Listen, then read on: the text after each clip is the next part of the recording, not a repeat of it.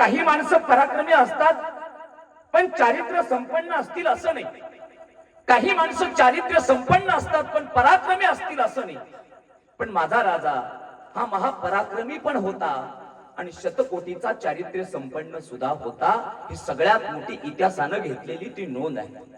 किती चारित्र्य संपन्न होते शिवाजी राजे. छत्रपती शिवाजी राजांचं चारित्र्य संपन्नता जर पाहिजे असेल तर खरं पाहिलं गेलं तर या महाराष्ट्राच्या मातीमध्ये पहिलं सर्जिकल स्ट्राईक जर कोणी केलं असेल तर छत्रपती शिवाजी राजांनी केलं. पुण्याच्या लहानमालामध्ये शाहिस्ते खान लाखोची फौज घेऊन थांबलेला होता. त्या शाहिस्ते खानावरती छत्रपती शिवाजी राजाने पुण्याच्या महालावरती छापा टाकला. वाऱ्यासारखा धावत येणारा छत्रपती शिवाजी राजा त्या शाहिस्ते खानाची 3 मोठं तोडून निघून गेले. आता मात्र काही क्षणात लाल महाल शांत झाला आणि त्या शाहिस्ते खानाची एक बहीण शाहिस्ते खानाच्या समोर उभा राहिली.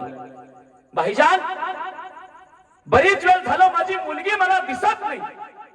असं वाटतं की शिवाजी राजाची माणसं माझ्या पोरीला उचलून घेऊन गेली असतील. समोर उभा असणाऱ्या बहिणीकडे शाहिस्ते खानानं पाहिलं आणि शाहिस्ते खान आपल्याच बहिणीला उत्तर देतो, बहिणा, मला वाटत नाही शिवाजी महाराजाची माणसं आपल्या लेकीला घेऊन गेली असतील.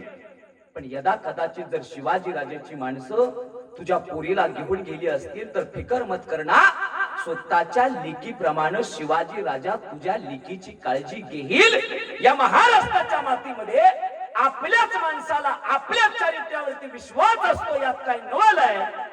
पण छत्रपती शिवाजी राजाच्या चारित्र्यावरती दुश्मनाला सुद्धा विश्वास होता. ही सगळ्यात मोठी गोष्ट या इतिहासामध्ये घडली मित्रांनो.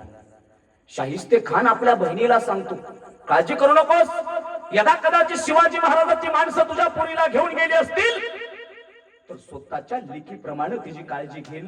इतका विश्वास एका दुश्मनावरती आहे. छत्रपती शिवाजी राजे किती चारित्र्य संपन्न होते. खऱ्या अर्थानं म्हटलं गेलं की ज्याला बाईतली ताई कळाली तो मुक्ताईचा ज्ञाना झाला. ज्याला बाईतली मैत्रीण कळाली तो राधेचा श्याम झाला.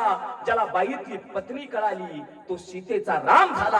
आणि ज्याला बाईतली आई कळाली तो या महाराष्ट्राच्या मातीमध्ये माँसाहेब जिजाऊंचा शिवबा झाला. ही इतिहासातली सगळ्यात मोठी नोंद आहे.